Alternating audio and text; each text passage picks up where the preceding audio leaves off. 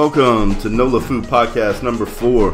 This is Rob Bechtold from NOLA Smokehouse, bringing you another food-filled podcast. I wanted to thank everybody for all the hits and subscriptions that we've gotten over the past week. The donations that have come in have allowed us to purchase a new microphone, so I hope you hear the sound quality difference in that. NOLA Smokehouse got voted one of Gambit's best of for 2012. I want to thank everybody for that. If it wasn't for you, we wouldn't even be in the mix. If you have any questions about NOLA Smokehouse, go to nolasmokehouse.com. On there, I have a NOLA Food Podcast page with links to subscribe, videos from YouTube, and a donation tab if you so feel inclined. Some of the guests that we have coming up, we have Larry Bro from the Team Bury Me and Smoke Hogs for the Cause barbecue team, which is my team, and also he's one of the main players in the House of Shock haunted house that we have locally that we're all really proud of. We have Andrew Shuford coming in from Team Mop, a competing team for Hogs for the Cause, and we're going to be talking to him about his new whole hog catering business. We have Mike Liuzzo also coming in. He's probably going to be our first musical guest, and he plays with Cafe Olé around the city. Check him out on YouTube. He's on Twitter. Does some really great music. His songs really get stuck in your head. Really New Orleans, real good bluesy beat to it. I really enjoy it. I'm glad I found him. So y'all check him out and listen to some good NOLA music. I wanted to bring up another event that's going on this weekend. My friend Ray is putting on a gutting out party for some of the people in Braithwaite. I will be putting up a link to that on the webpage, and I will also put it out on Twitter and Facebook. If y'all feel so inclined and want to help out some people that got really hurt by Isaac, go check this guy out on his page. He's doing some really good work. He's part of the 610 Stompers, and it's not just about enjoying the city when it's here and the fun times. It's about helping it get back to that when there's some bad times. So we're going to be out there giving out free barbecue if that so entices you. It's going to be a good time and a good event for some people that really need it. So today on the podcast, we have Cam Boudreaux from Killer Po' Boys at the Aaron Rose. And we're going to get started with that right now. Thank y'all. Hey there, everybody. This is Rob Bechtold from NOLA Smokehouse. We're sitting here with Cam Boudreaux from Killer Po' Boys. We are live at the Avenue Pub balcony, so any ambient noise is real noise. We got real people walking through. We're enjoying a cold beer, and we're going to talk some New Orleans food with y'all. So welcome, Cam. Thanks for coming to the show. Thanks for having me on, Rob. I'm super excited to get this thing rolling with you. Yeah, finally. We've been talking about it long enough, so I know, man. It's about time to get it together. Yeah. That's awesome. Well, tell me a little bit about you, Cam. What got you started cooking and got you doing what you do? Well, I grew up down here. I grew up downtown when I was young. I went to McDonough 15 down in the French Quarter. Then we moved uptown, went to De La Salle High School. I don't remember much of that, but which probably led me to cooking. So I started out in the trade. I always had an interest growing up in food. My mother cooked. She knew some classic recipes from her grandmother, and she also kind of cooked out of some books, some Julia Child, some, if anybody remembers Pierre Frenet, the 60-Minute Gourmet, we definitely had those lying around the house, some Pepin, stuff like that. So she definitely was, had a little bit more of a, maybe ahead of her time palate back then. But so I definitely, garnered some influence from that. My home cooked dishes come from my great grandmother, Effie Hyde, who was from the undisputed jambalaya capital of the world, Gonzales, Louisiana. Okay, straight up. I don't sell jambalaya to people, but I make it for friends and family, and I think it's divine. But professionally, I started out. I like to party a lot, and cooking jobs usually are at night, and you can work them with a hangover without shaving, stuff like that. So my first real job was in a deli, Eve's Market on Cone Street, way uptown. My first cooking job was at Arno's restaurant, or Remoulad's restaurant, their restaurant. I did their casual restaurant, then I worked at Arno's restaurant. I actually started out as a food runner, and a couple months in, I was like, I don't want to work in the front. I want to work in the back because there was like knives of fire, and that's where that's where the cool kids were at. That's where the heart of the place was. The heart of the place was there, and I wanted to be by the heart and the butt, but it's all connected. The belly of the beast, and that's where I wanted to be. So that's really what got me started, and that was a great house to work in. Really old school. I mean, it's classic New Orleans, very classic New Orleans Creole. And a great sense of history. The idea of what Mr. Kasbarian had done for the place after its decline. I wasn't around for that, but supposedly the story was it fell into some decline. It's a lot of buildings to maintain, a lot of dining rooms, and it's a maze up in there. They're really old, yeah. And this great thing about working in an old house like that is they still got equipment from back in the day when steel didn't cost that much, and you pick up a pan and it weighs like 14 pounds, and it only holds 1 quart of liquid, So that was my first like foray into to cooking. So it must not have scared you away. You must have enjoyed it, or yeah, I enjoyed it. I mean, I got real serious about making cuisine and wanting to be a chef in my early 20s. This is in my teens. Right. As a line cook or... Yeah, exactly. I mean, I was still, you know how it is growing up down here. It's a party town. I partied for a while. Sure. So, but, and, which leads me to where we know each other from, Finn's. I had done some other jobs. Actually, the weirdest job I worked, and actually ran the kitchen way too young for a very short period of time, was at Lucky Chang's. The chef disappeared, and they promoted me, and I was a sous chef at the time. I mean, so I wasn't. Sink or swim. Yeah, we need just do it. The place was crazy, man. Yeah. It was crazy. It was a real crazy environment to work. I was young, my late 19, 20, something like that. It was like transvestite burlesque, right? Yeah, it was. It was transsexuals and drag queens doing burlesque acts while they were dining on Asian Creole fusion. Now, the original concept was started up by somebody, and these guys that ran the New Orleans one for a while, they just changed one of the vowels in Chang's to run the place. So, okay. And it was, it was some pretty sneaky stuff going on. There was a beautiful building though, and that job exposed me to like actually going into ethnic markets. I mean, back in that we were going every week to the grocery that used to be next to Fotal Bay. Right. Before Hong Kong, they had the grocery next to Fotal Bay for uninitiated folk, from the city that didn't know shit about Asian grocery marts. The white people, like, whatever. There we go. Look, it's right there. You go to eat at Fotal Bay, and that's the glory of anything close to Fotal Bay. You have an excuse to eat at Fotal Bay. So, which is why we get our stuff printed next to Fotal Bay. So y'all get our stickers and business cards and anything we get it. Yeah, we have some nice fun in between. Yeah, definitely. Yeah. I like the way you think. Yeah, exactly. So, anyway, enough about Lucky Chang's. That was a crazy time, but it was a good exposure to some ingredients and techniques. There had been some chefs that had worked there, and I found all these old menus other chefs had worked at. I think Adolfo wrote one of the menus there. Garcia. Garcia. There was my current landlord at the Aaron Rose actually was a chef there for a while. So the place has a little bit of history. And when he wasn't the chef there, they used to have a dessert, a Melda's shoe, and it was this size 12 pump, just a pure dark chocolate molded into a pump mold, filled with berries and whipped cream, and it was a novelty dessert. But one of the servers, and it was a drag queen or a transsexual, would come out with a big cleaver and hock it up at the table and make a big scene out of it, and berries are flying everywhere.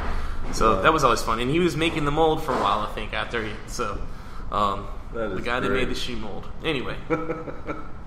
That's fantastic. And I had done some other work. I worked at Stella for a couple months back in 2001, and that was cool. Like with Chef Scott. Yeah, with Chef Scott. I haven't really kept in touch. I heard that's a very intense kitchen, very, very meticulous, very detail oriented. I mean, from what I've heard. Yeah, that was strange times for me, so I don't remember much, but I definitely. It was interesting. I mean, it was like kind of cool course dining. And the first guy kind of do like tasting menus, chef-driven tasting menus, and refined atmosphere. Was he using the chemical? We didn't. That wasn't emergent circulators or nothing back then, man. It was just straight up. Yeah. Eclectic fine dining. Yeah. Why I mention that job is, and the great thing about what we do and all the connections down here, because it's such a tight-knit community, guys that cook for a living, bouncing from jobs to jobs, is I've actually kept in touch with every single one of that kitchen crew for 10 years now. You know, one of them owns a restaurant in North Carolina. One of them owns the French Press in Lafayette, which you guys should go to if you've never been. If you ever need to eat in Lafayette, go to Old Laf. Want to use Vermilion, go to the French Press. Awesome place. And one of them is another chef that's doing some projects in Chicago and stuff. So that's kind of cool, you know. Sure.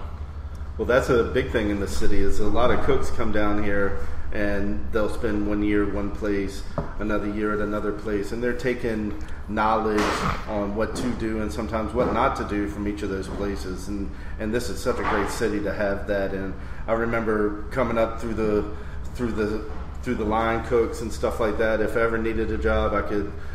This was before Craigslist. I could open up the Times-Picayune and have 5 interviews that week set up and have a job for my family.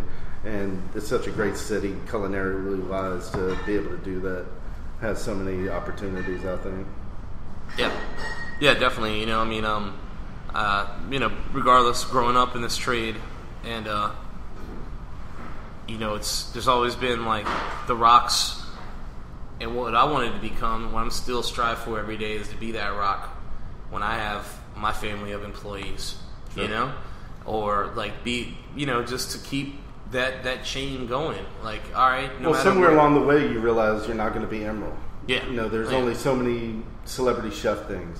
But you can be a rock and you can be the celebrity chef at your restaurant. Oh yeah, definitely. And take care of 20 families that depend on you, your creativity, your business sense, and you doing the right thing. That's bringing the city up. You know? Yeah. I mean, that's definitely taking a leadership role and being responsible, and that's creating something out of nothing. And that's what I think that we're trying to do as small business people in New Orleans, is taking those thoughts and making them things. Yeah. So what got you from being in line cooks and working for other people to just decide, hey, well let's go back a minute. We worked together at GW Finn, saying that. Yeah. Cam was a really cool dude. He was really young back in the day, and we had a lot of fun. Chip Martinson was our sous chef. He wound up marrying Susan Spicer and won the lottery. And I always remembered Camille through the years. For some reason, when I was at K. Paul's before I left, we ran into each other. You were working at Green Goddess at the time. Yep. And that's how we hooked up and we started talking. We didn't hook back up again until I had made my move. He had made his move. Next thing you know, I'm NOLA Smokehouse. He's Killer Po' Boys. And we're talking together again on Twitter. So I think that's a really cool story I wanted to share with y'all. But what brought you from being a cook or a chef to doing your own damn thing? Okay. Well, probably a couple things. One, you know, and I got to backtrack and say that, you know, Killer Po' Boys wouldn't exist without my fiance and business partner, April Bello, who is not here. Who also, I'm working at Arnaud's in 1998, right? And she was a chef, right? Yeah, she is. She was the first female sous chef at Arnaud's. She's done a lot of work in the Northeast. She's worked for consulting, built menus for some places, done a lot of amazing things. And she kind of dropped out of cooking she didn't drop out. She was a big inspiration behind this because for a while she was building a network of doing like plate lunches and plate dinners to a lot of service industry people downtown, you know, kind of making stuff happen and saying, here, I'll cook with my heart. You know, you can only eat, you know, waffle fries and your mama's burgers when you work downtown, you know, 5 nights a week, 6 nights, you got to eat something healthy and fresh, you know. And so, I mean, that was the niche that she kind of explored, and that fell away a little bit, and she started working at the Aaron Rose as a bartender. She's been going strong there for about 2 years now, you know, and everybody, she's got to set shifts. You want to get a good drink in the morning, Fridays or Saturdays, come see April at the Aaron Rose, and then come to Killer Po' Boys. And she is very personable. She has a story to tell you, and she has a great smile, and she talks to everybody. So she makes you feel welcome. I wanted to throw that out there, how a lot of these opportunities came to be is our union and, you know, our ability to you know, work together and in our relationship, business, personal, and love and life, and kind of, you know the bigger goal for us is to own things and, like you said, like be the foundation and grow some wealth for ourselves and other people, and you know, wealth not in $100 bills, wealth in job security, and we're making great cuisine, man, in non-traditional spaces, and like that's what we want to do, you know. So how this came to be was The Aaron Rose Bar. Okay, I'll go back a little bit. After Katrina, I moved to New York and did a lot of different projects up there. And, I kind of saw, like, the big city competition and, like, all the slick characters, everything that kind of was... It's a different environment. It takes a lot more money to even do a pop-up in New York. You know what I'm saying? I mean, I'm just throwing it out there because I can imagine everything costs more money there, and you're only hot for 5 minutes. And so working in a couple different positions there, they definitely made me more well-rounded as a cook and I think as a business person. Just to, and get you were working with pop-ups up there?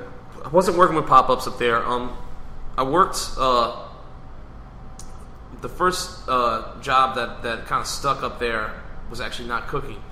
I was doing management for a startup hamburger operation that was doing all natural beef burgers and, moving into seasonal toppings, better cheeses and stuff like that. Gourmet burgers. High-end burgers, exactly. Kind of like almost the Chipotle model, but with hamburgers. And so I worked with them off and on with a couple of different positions, assistant general manager, kitchen manager, and this was like just straight up startup company. So I mean, it was a good experience, kind of like, and it wasn't ownership like a little small mom and pop. I mean, it was like stock investment bankers and people that handled capital for people. Like you go to a meeting with the bosses, you're going up 60 stories in a fucking elevator and shit. Pardon me, I don't know if we're not supposed to curse. No, it's all good. All right, cool. So.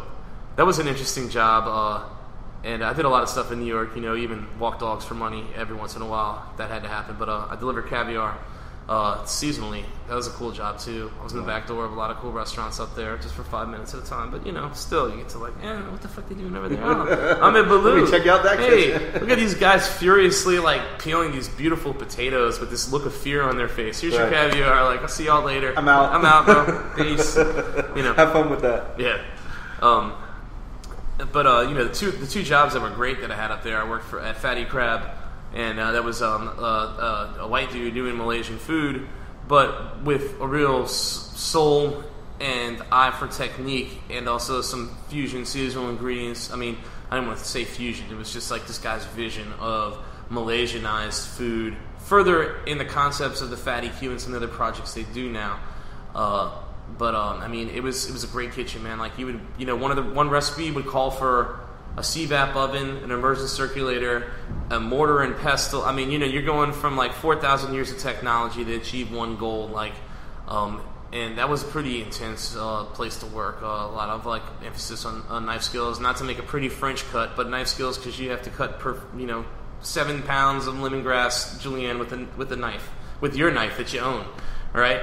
And those of you who cook know what I'm saying when a recipe calls for, this many pounds of Thai chilies julienne, all right? My callus is hurting just thinking about it. Yeah, and they need to be perfectly cut, you know what I'm saying? And that's what the recipe calls for. So there was a lot of intense technique, primitive and very modern, and the sourcing was excellent, like the great products, the condiments from Asia and great local seasonal products and from the tri-state area, which was great too.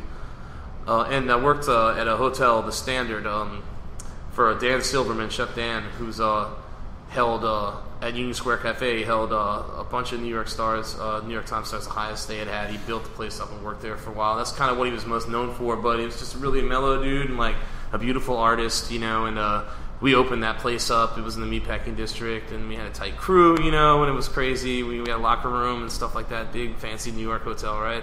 So that was a good time. Great product as well. Did you find a lot of chefs up there want, premium products? They source out. It's the competition. I think also involved with there's a lot of people up there cooking, man, and there's a lot of cogs in the machine there, and it's a big monster. It's a big monster, exactly. So, but the level, there's a lot of great food in New York. There's a lot of not so great food in New York, but there's just a lot of it, and a lot of people eating it. So you took a lot of those things that you were doing up in New York, brought them down here, and said. Yeah, just things that people don't do down here, right? Which is everybody is competing for their awesome line cook jobs, and sometimes down here in the kitchens you get the complacency, and it's just a different lifestyle. I mean, So there's a lot of line cooks out there that do a good job resting on their laurels and making their $11 an hour and not putting forth any effort. Exactly. But those people are cooks and they're not chefs, and that's what I think the difference is. Well, that and about $40,000. So. Right. I mean, that was the work ethic of the chefs and cooks up there. Was like, a big influence. Like to get out of here and be like, all right, well, I'm gonna go move up there. And I mean, I didn't have no title position. I didn't make $1 million, but I paid my bills and paid my dues, and I rose. Every job that I had, I would achieve a turn-on status, because turn-on, for those who don't cook, is when you come in and you work every station in that mug. You know how to do it. Somebody's sick, injured, or it's their day off. You can walk in just out of the blue and make the meals happen. And within reason, but yeah, you make shit happen. In the business of making stuff happen, usually within reason is no reason at all. You still make it fucking happen. You make your masters happy and the guests happy, and you drink a beer and you get through the night, man. And you hate your life a little bit. Mutter under your breath, man. I should have gone to law school. But whatever. But the New York mentality, that work ethic, really brought that back down, and that probably has a big part to do about what taking a risk down here. Because I guess up there it's like, wow, that's a big risk. Like down here, I know what I'm getting into. I know my environment, and it's like I have a safety net. Sure. And I mean, it's not a monetary safety net; it's people, and knowledge, knowing that you could walk into any restaurant, throw down your knife, and be able to make some money for you and your family if you had to. Yeah, totally. So really, after the Green Goddess stint, which I did for 2 years down here, the owner, the couple that own the Aaron Rose, Troy and Angie Kohler, awesome people. He's an ex-chef, and he dropped out of the business to go in the bar business. They were bequeathed the bar by Jim Monahan when he died. Okay. And they were both long-term employees who he adored and respected, and that was his gift to them. And I feel like they've really built the place up to be, it's so close to Bourbon Street, but don't think, if you've never been to the Aaron Rose, don't think you're on Bourbon Street. It is a locals bar. Totally.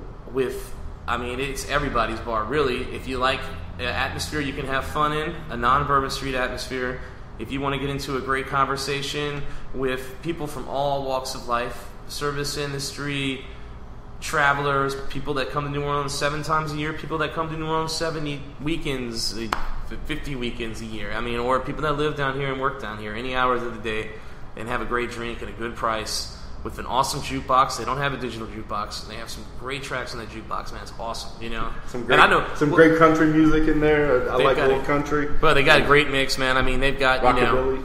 They got rockabilly. They got country. They got some great old New Orleans music, some great old jazz. They got Morning 40 Federation, if you're into that, man. They got one Slayer song. They got 3, Michael Jackson songs, whatever. You know what I'm saying? What's the address of the Aaron Rose? It's 811 Conti in between Dauphine and Bourbon, right next to Broussard's. It's literally right in the heart of the French Quarter. If you had to geographically place the heart, it's probably right there. Definitely.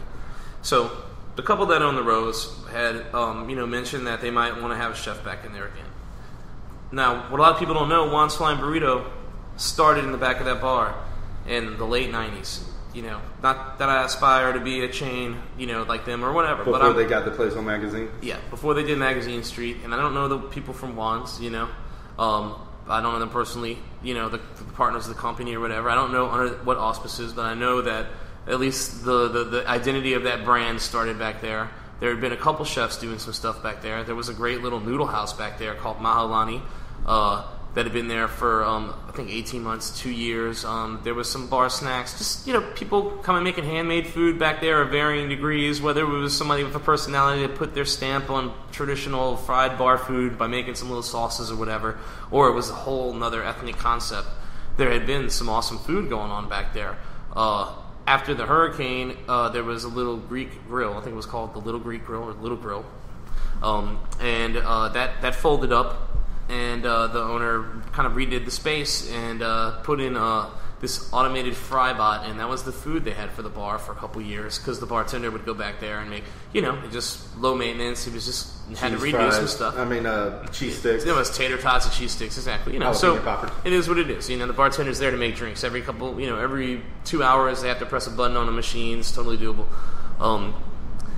Which the decision I think was maybe motivated by they were redoing the space and they just were whatever figuring stuff out for their business. So, but which was fortuitous to us because a couple years later he says, "Hey, I'm tired of doing this. You guys want to try something out?" So, and that's how it happened. And me and April had done some work there. She had done she was doing tacos on Tuesdays for a couple months.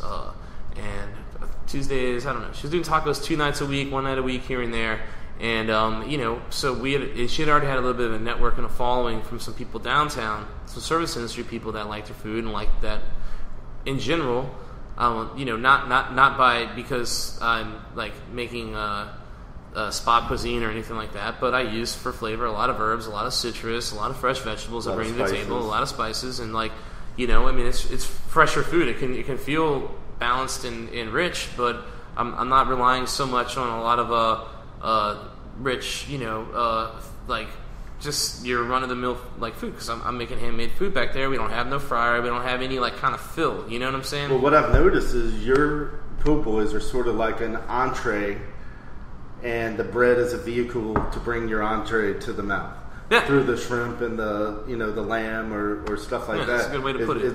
It's really intriguing that you can get that many different flavors, textures, temperatures. Even last time I ate one, it was cold, crispy, hot, spicy. You tasted the lamb. It came through. It was perfect. Yeah. But what made you think of doing po' boys to kind of bring that to cross that void? Well, we looked because we had me and my fiance April. We had talked about wanting to do something for a while, and kind of the vision was to maybe do a bar kitchen, right? And I think the bigger picture for us is to do all kinds of different food in bar kitchens, but in particularly the po' boy thing was something we had kicked around, and it was kind of like something that was born of. And actually, I think I've had this name in my head, Killer Po' Boys, for a couple years now, man. And I'm like, yeah, that's what it's going to be called if I ever do this. Now, it didn't happen like this. I think when I originally thought about when I was in culinary school, I think I even did a project at New England Culinary Institute in Vermont. I think I did a project you did the mock-up business or whatever, and I think one of them was a po' boy shop. But I think it was, I think back then I was still thinking in terms of what perhaps the general notion of what a po' boy should be at this day and age, right? And we'll talk about that in a little while because I've actually done a lot of research about and thinking and philosophy about a po' boy, right? Sure. And how it's personal to me.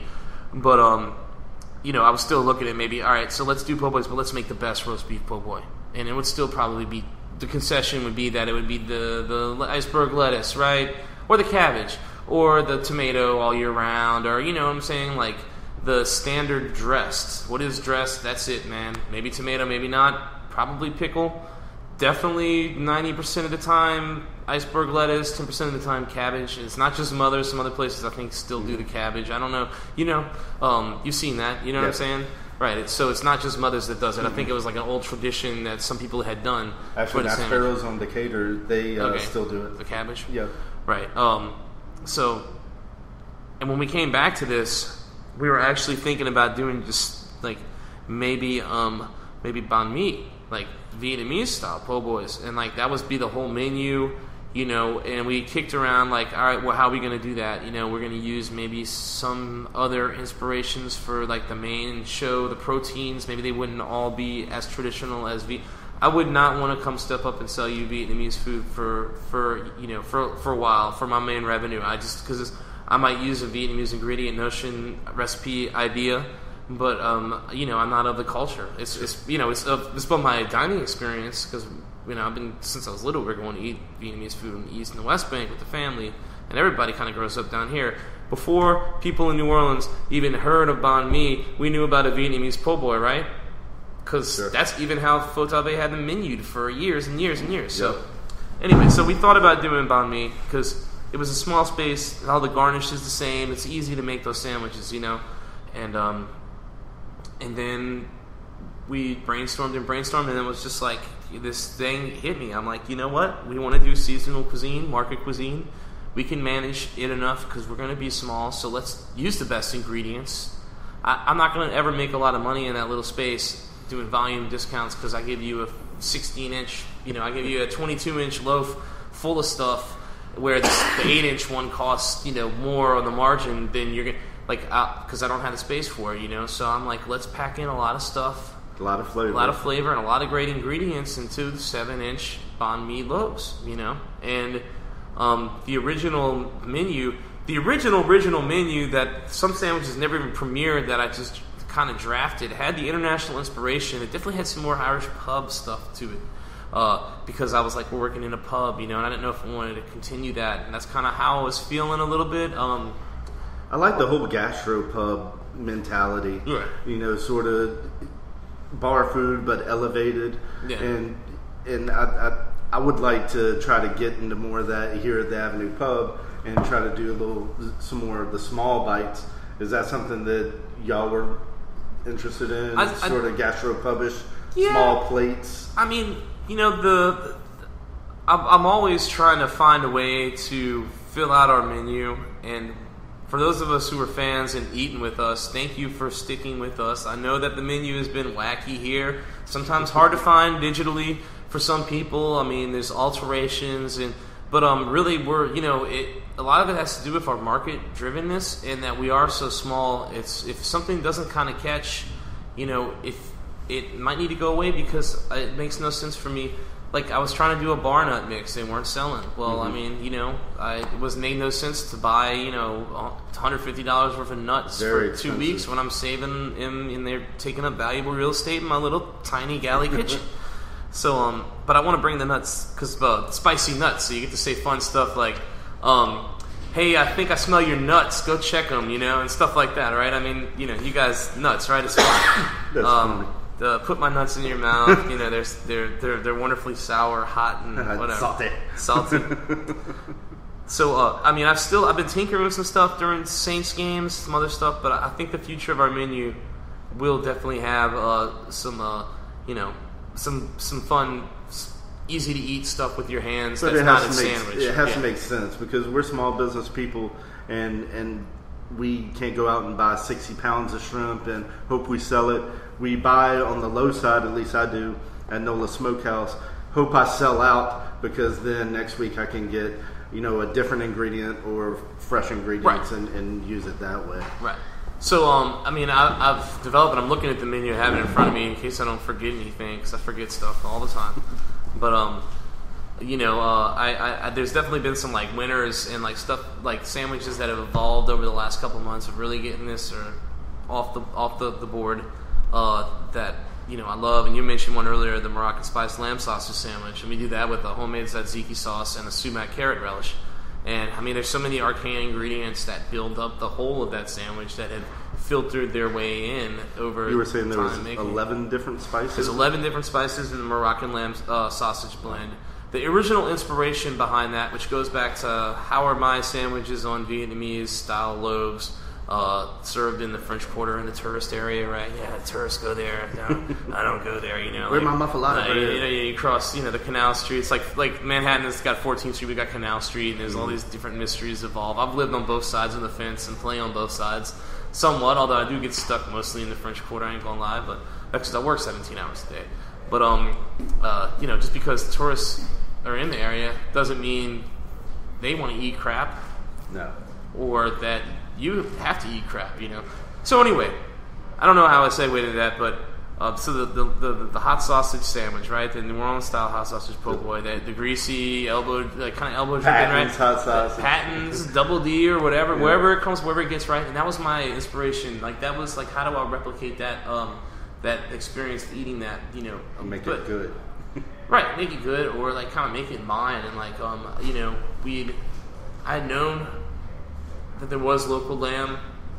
I was using some Australian stuff to start just small business, like right, and I'm working my way into getting the great 2 Run Farm lamb that I use now, So excellent local farm. If y'all don't know about them, they're out there. They're in the Rouse's markets now, and I had some veal chops the other night, and they were absolutely delicious.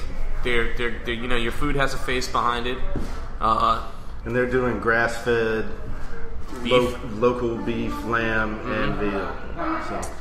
They raise all the lambs. They raise most of the cows. Sometimes I think they buy them when they're really young and finish raising them. I'm not sure. I don't know raised meat, you know what I'm saying? But I do know that it's completely all natural. No hormones, no antibiotics, grass-fed, grass-finished beef and lamb. And it's 2 guys, small operation, and they pretty much do everything from raising the animal down to making the final sale to you, the customer. So I hit them on Twitter this week. I'm looking to get some beef cheeks. I keep hearing about these delicious beef cheeks, and I want to smoke some and braise them, and then maybe put them into tacos or something. Yeah, with a little horseradish crema. That sounds good, man. I think would be really good, but only 2 beef cheeks per cow, so they said that they would put me on a short list. I guess they're going to take care of August, right. and I think they said Dante's Kitchen is another one that also sells their beef cheeks. But yeah, I think I'm always out there. I'm always out there trying to get them to sell stuff. That's my thing. Like, if you're out there, world, whoever is buying the other oxtails from 2 Run, man, I'm coming for you. I'll pull some Nancy Kerrigan shit on your ass, man. I don't know what I'm going to do, and it ain't going to be evil, but because we've been playing with all these oxtails, and me and my fiance love oxtails. That's when you do with Guinness, right? Well, the funny thing, you say beef cheeks, and like these are like the bigger ideas that filtered into Killer Po' Boys. That was my original idea for like, how do you like go gonzo with the New Orleans roast beef po' boy? And I'm like, man, do a beef cheek po' boy. It's just for the volume of beef you want to put in the sandwich, and getting the reliable source on them in a good way consistently, would be expensive sandwich to me. Same thing. I'd love to do an oxtail sandwich, but like once I pick all that stuff off the bone, it's Yeah. So we've been slipping in here and there, but I use 2 Run Farms round cuts, bottoms or tops, and a mix of oxtails for our Guinness and garlic braised beef debris, which is the homage to the messy elbow dripping New Orleans style roast beef po' boy. It's not a facsimile. Actually, for those of you who cook professionally, or amateur home cooks who have looked, at cuisine and like what are you supposed to do? What did the French do? Which is a lot of what our foundations are, right? The rules. Like, maybe they're not written down the rules for that recipe, but a cook knows like these are the rules. Like here, I gotta brown this off. I gotta make a roux to thicken the gravy. Like if you look at some of the celebrated roast beef sandwiches, the roast beef po' boys of our times, time and time and again, people are told from out of town, from in town, go here. I'm a booster for this place. Like they're not using the classic French technique to produce these results. They're breaking the rules because it's their family recipe. Like they're throwing a handful of flour into the gravy. They're just throwing it and stirring it up. You know what I'm saying? So but it's great, man. And you know what? I love Parkview Bakery. I love Tracy's. I don't even know if they're making the same sandwich at Parasols, but I'm not going to say who I don't like because I don't want to cause controversy. Right. I'm in the po' boy game too. Exactly. And it's not personal. Exactly. So, but I'm a booster, and I love the classic New Orleans traditional roast beef po' boy. I don't care what they do to it. They make a great sandwich. I love it. Got some bad press recently, but I think it's like the archetypical New Orleans roast beef po' boy. It's a fucking mess. Sure. Right? You need, 9 That's my experience growing up, that it's going to be a mess. Like, it's a commitment, you're going to get dirty, But my heart belongs to shrimp po' boy, so it doesn't matter. Roast beef. Yeah, I'm a oyster loaf man. I love an oyster loaf.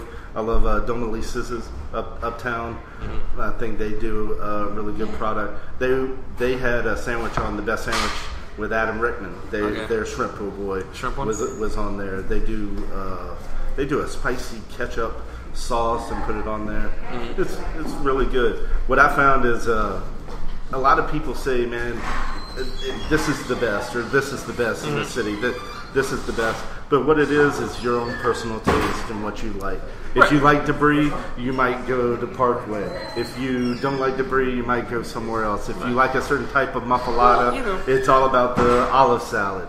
The main ingredients, if you use premium mortadella and salami and stuff like that, really it's going to be about the bread and the olive salad. So I think it all comes down to personal taste. So when people say you're the best this or the best that, it's really they're the best for me. Yeah, well, so, and also too, like, we grow up and we eat these things, and they become part of our lives, So, I mean, it's bigger than just the product they put out. And the product is the experience, So, whether you take it away or have it there. So, I mean, there is something that sort of says it's very charming place, It is organically awesome, and it has lived in the feel to it that a lot of old New Orleans establishments, that have been operating for a while get, man. Like, these walls can talk. But are they trying to push the boundaries of po' boys, or are they, doing anything different than what worked? They have a model that works, and it seems like they fit into that model. It goes back to a little bit of the history of the po' boy. Is like, from the research and the knowledge that I have done, is that sandwiches become popular when a lot of the immigrant communities come together. It's a working man's lunch. It's something that, easy to eat, utilitarian, democratic. The plowman sandwich I heard about in Vermont. Yeah, plowman's. I mean, it's a sandwich you eat with your hands, put it in your pocket, right? It is perfectly makes sense for the American lifestyle of work or play as work or whatever, So, people were eating big sandwiches down here before the term po' boy was coined.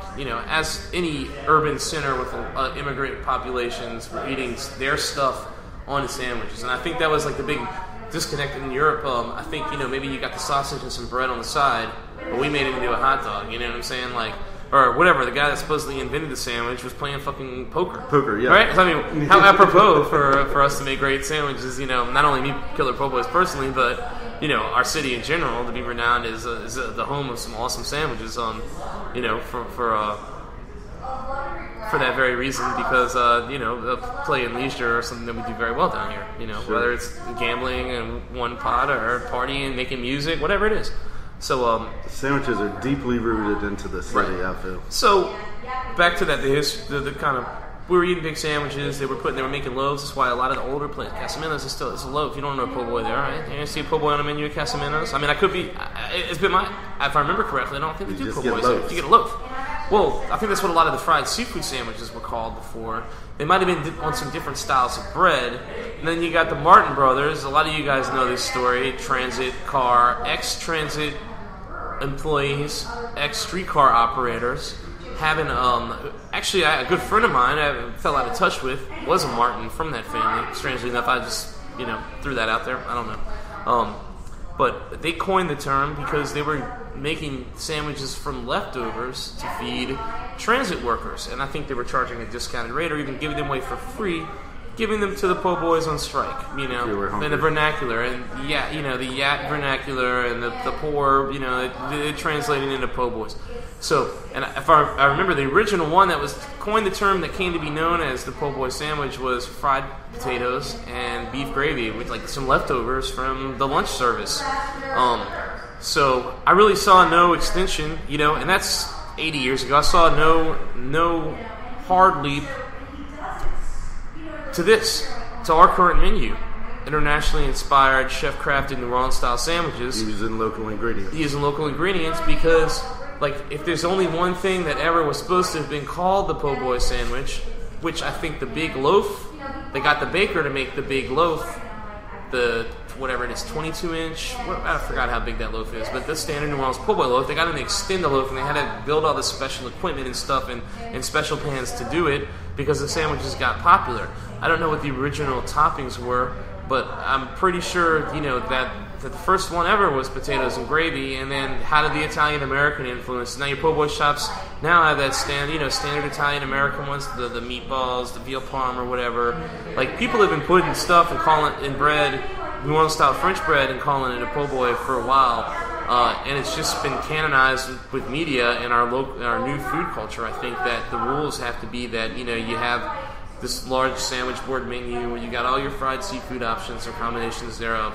You got all these cold cut options or combinations thereof. And then you got wet stuff where it might get cheese, might not, might get dressed, might not, might have special prep, might not, So, I mean, for me it was like nothing. Like, okay, like, New Orleans hot sausage, merguez sausage. I'll make my own. A little bit different. The grind's a little different than a lot of what I had, but I know it's a street food that is very popular in France now from a lot of the Moroccan and Algerian immigration over there, and it's I love those little sausages. You can get them real crisp and they're nice. So what we do, we don't case ours. No. It's a fresh sausage, but it's a great sandwich.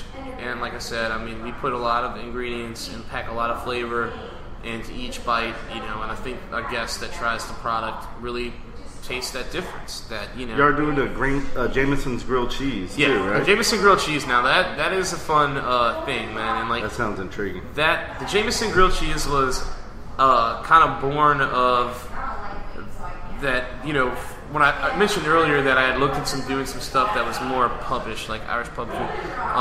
And then I kind of was like, all right, a lot of that's kind of heavy and a lot of stuff to kind of have lying around, and people have archetypes of it. They have their opinion of what a shepherd pie should be, or blah, blah, blah, and it's like I'm not trying to shatter those boundaries.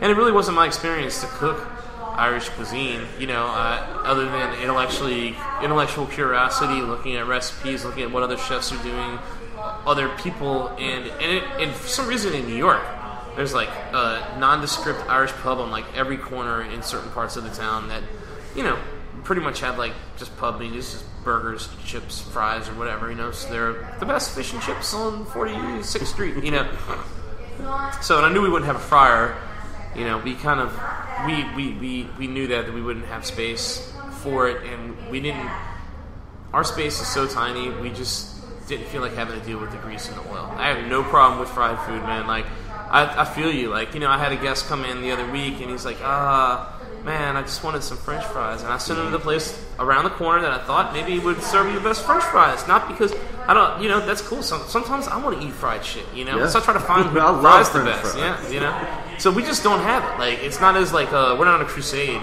We just don't have a fryer, but generally when I write menus, they aren't fryer heavy. I can get by with not a lot of fry space for pickups on stuff. So, even when I would have a fryer, it would be to be like that one thing that needs to be fried and served to you fried, and hopefully we'll do it the best that we possibly can. But, so I kind of got off subject here, but what were we talking about? Jameson grilled cheese. Okay, so the Jameson grilled cheese. So I got away from like doing pub style stuff, and I'm like, well, what is the product of the bar? And it's like, what do we sell in bars in New Orleans? And mostly downtown. If you drink in a quarter, Yep. Hey, y'all want a shot? Jameson. Everybody's going to drink Jameson. So that's we drink a shit ton of Jameson Irish whiskey, and which is a great product made by good people with a great tradition, in my opinion. Goes down smooth. Yeah. And I had looked, I was inspired originally by this whiskey washed cheese, Cahill's Irish Porter Cheddar, which there was a grilled cheese we made at the Green Goddess with pear butter, multigrain loaf, and that Irish Porter Cheddar. Now the same company makes an Irish whiskey cheddar, and they wash the curds in the whiskey and then compress the wheel of cheese together, and it has this great variegated stained glass appearance almost. One's more of a dusky golden color than the cheddar, the whitish cheddar on the other curds as well. So, but I never could find the cheese at a good price that made sense to sell to people in a bar because it was expensive cheese, So I found a pretty damn good aged Irish cheddar, and the more I thought about it, the natural flavor of this like 12-month aged cheddar has a lot of the same tones as the aged whiskey. Mm-hmm. The butterscotch, the caramel, some nuttiness, some roasty, toasty stuff going on in there, and the salt played well with the bitter and heat from the. So I went through a couple of variations on how best to put Jameson in the sandwich. We, I made a compound butter with a reduction of 30 ounces of Jameson down to 5, and really like when you take. You take that aroma away when you reduce, like it really adds it's not like it doesn't concentrate. Yeah, it's some subtle flavor. It does not concentrate. None of those aromas stay with the product. So, basically, what I do now is I have a spritzer. I have an atomizer. It's from Sally Beauty Supply. It's a little plastic bottle. Like, I actually talked to Jameson about a stainless steel atomizer. Jameson, if you listen, give me my atomizer, please, and a case of whiskey, liters.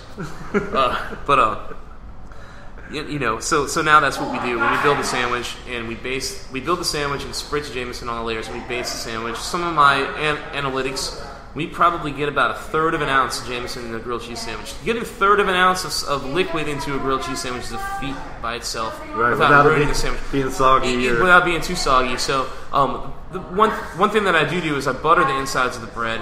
It provides that fat sheen that probably helps Jameson sit a little bit on the cheese and kind of like change a little bit before it soaks in the bread too much. And when that sandwich is made the best possible way, the inside of the bread almost gets like a Welsh rarebit or even like a French toast, like kind of like good soak, but the outside will be crispy and crunchy.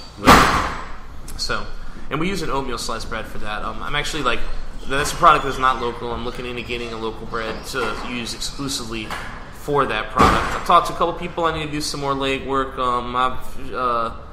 I know we had talked about the bakery up there, Maple Street or whatever, and I talked to another guy that does some of the breads for some other small places and never got back to me. Where do you get your banh mi bread now? Well, I use Dong Fong, which, you know, they are awesome people. I know they deliver to you, no problem. They delivered to me, no problem, for not a lot of money. Starting out, it was great because, you know, and I still, you know, I just aim to keep growing and keep giving them more business. You know, they're great. They're awesome. I love their product. I like the story of their business. Small business built on hopes and dreams that expanded. You know, I mean, I think that they opened with just a small storefront. They built the commercial wing. They built the restaurant out there. And, you know, I think they have got a great product. And I get a lot of compliments on their bread. It's very tasty. It has a lot of texture. Yeah. And you know, another great thing about the banh mi loaves is that they tend to hold some of the new school po' boy ingredients a little bit better. And I always, you know, I want the guests to always have my product. I know some guests aren't able to eat in the store, so I'm always thinking about transportability. If somebody wants to take something out, is it going to last? Yeah, is it going to last? And I just found that like it was they had a little bit more staying power than the traditional New Orleans French bread loaves for po' boys. And another thing too, which gets back to being small. Okay, the geography, the layout of my kitchen space, it is really hard to stack a bunch of loaves where they don't bend over on their bottoms, you know, and it's just, you know, people that sell po' boys for a living, well, unless you're selling a bunch of them, it's hard to hold French bread for service, man. I mean, you got to find the right place to put it. They're long loaves, they're a little temperamental, you know, they can't be, you don't want to get them all dried out, you know, so I felt like the banh mi loaves were sturdier, and, you know, and like I said, I mean, I haven't had detractors or haters yet who want to challenge what a po' boy is or isn't.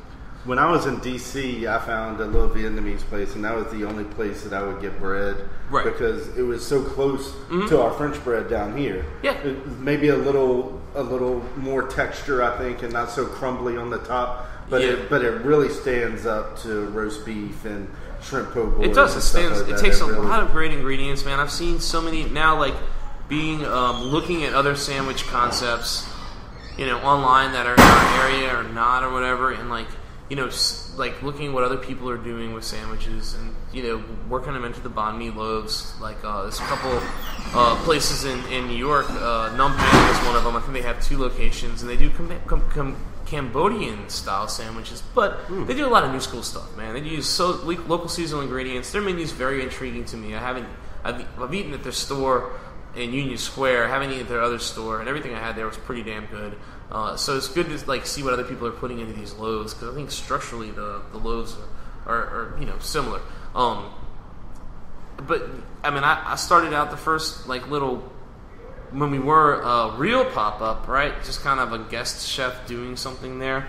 I was using Leidenheimer, and my issue was that it just didn't have staying power for a long service. I wasn't doing a traditional lunch rush. It's good for a service. That's what I found those. Exactly. Well, I mean, you know, I use fresh bread every day as well. But I mean, even for a couple hours, the banh mi loaves hold up. You know, and I got a little toaster oven, so I toast them up. I don't have to cut them. They're each, bam. I have 50 loaves. I have 50 sandwiches. There's no ambiguity, right? You know, let's roll. I don't have like a little bent up like snork head in, you know, like, oh man, like you pick up the bag of bread and like it's like 7 inches lower than it was like 30 minutes ago because the weight of the top of the loaf finally collapsed at the bottom and you can't work that into a sandwich. How many times does that happen to people? Yeah, exactly. So, I mean, there really was like that impetus, man. Like we never really found a good place to keep like the long loaf, and you know, And I liked the product, and I was like, wow, like, you know, it would just hold up better to these ingredients. Well, what about your pork sandwich? The pork sandwich. That's another one that I just keep hearing about on Twitter. Well, we do a dark and stormy pork. So we take pork shoulders and we braise them between 10 and 12 hours, depending on the size of the shoulder, right? With steamed cane syrup, Old New Orleans spice rum. Right. Dark and stormy purist, yes, I'm not using Gosling's. I'm using the Old New Orleans spice rum because, in my opinion, it's a local product and I like the people behind it, okay? I like the product as well, and it adds some more nuance with its spiced rum flavor into the pork. I did try with the dark rum, like a blackstrap rum, very, very dark rum. I think it was Gosling's. I just tested one out, Gosling's rum, and that was it. Some salt, you know, and it was just kind of a flat flavor. Like, I think it was great for the cocktail, but it was kind of a flat flavor for the sandwich. So, and of course ginger, right? And I tried different things, like, hey, let's take ginger ale and do it. Now, the ultimate recipe I have now is my solution to not having that dark rum in there is the steamed cane syrup. So I'm putting all of that flavor, which is the same, in my opinion, it's the same flavor as the dark rum should have, because it's, you know, it comes from the same place. It's the leftovers from the sugar making process. I put that back in and use that as the sweet element, and then we just use a hella ginger, man. I throw in, you know, each 8 to 10 pound shoulder, I probably use a pound of sliced, very thinly sliced ginger, and I don't take it out, and I leave it in the sandwich. We cook it, you know, for 4 hours. Pretty hands-off preparation as far as like achieving that goal. There's no, you know, ahead marination or anything like that. Maybe, like, you know, if I was to have done this project in like a storefront with a real kitchen, you know, like a restaurant, like, and with employees from the get, and like a loan, and, you know, somebody, her uncle, you know, we owe him 75 grand, we owe the bank 100 grand, and here I'm gonna figure out how to make this fucking sandwich, you know. But not only would I not be able to sell a sandwich for $9 to you, the guest, you know, maybe it would have like some more intricate like arrangement. But it really is kind of born of a way to, like I said, keep the booze on the menu. And, like, you know, summer was coming along. I was doing a rum and chipotle braised pork with a kind of the early summer vegetable chow chow, and then just pulling it. Yeah, and that's what I do, man. I mean, I keep it in the sauce and the whole ride. I'll leave it in the sauce. You know, we defat a little bit when it floats to the top. We'll get rid of the little fat cap that floats up on there, and, like, I gotta get some of that in my life. Yeah, we literally, like, it's really hands off. But I think it's since this is the ingredients, I think it's like being aggressive with the ginger and the rum, because that's the most expensive part of that sandwich for me right now is the rum. You know, I mean, we go through a fair amount of rum making it. We put it in the braise, and we also pick the pork up with a little bit of rum too, just to reinforce that flavor, you know. And we serve that with the lime slaw, which is kind of the lime element if you like limes in your dark and stormy, and it awakens the flavor. And our house mayo, which is just our simple little mayonnaise, garlic, lemon juice, oil, and water, a little salt and pepper, right? And it's the mother of a lot of our sauces for other sandwiches there. So that gets a lot of play, and people love that sandwich. I'm glad. You know, it's kind of like our halfway elbow dripper. We got the beef back on the menu, and not as a special, and that's the true elbow dripper. That's the messiest one I got right now. But the pork sandwich is quite nice. So thanks for coming in today, Cam. No problem, man. I hope it's one of many, and good luck. Y'all go see this man at Killer Po' Boys at Aaron Rose. What's the address? We at 811 Conti, in between Bourbon and Dauphine, and our current operating hours, as of right now, and today is September 19th, is 12 to 10, Wednesday through Sunday. By October 1st, we'll be 12 to 12, Wednesday through Sunday. That's 12 p.m. to 12 a.m., folks. Wow. And y'all can follow this man on Twitter at Killer Po' Boys. At Killer Po' Boys is our handle. On Facebook, Killer space Po' Boys, and our website, www.killerpoboys.com. Well, there you go. Thanks for talking when we can, and we're going to do this again real soon. This is fun. We spent an hour, and it doesn't even seem like it was 5 minutes. It was real fun. I appreciate you coming by. Thanks a lot. Cool.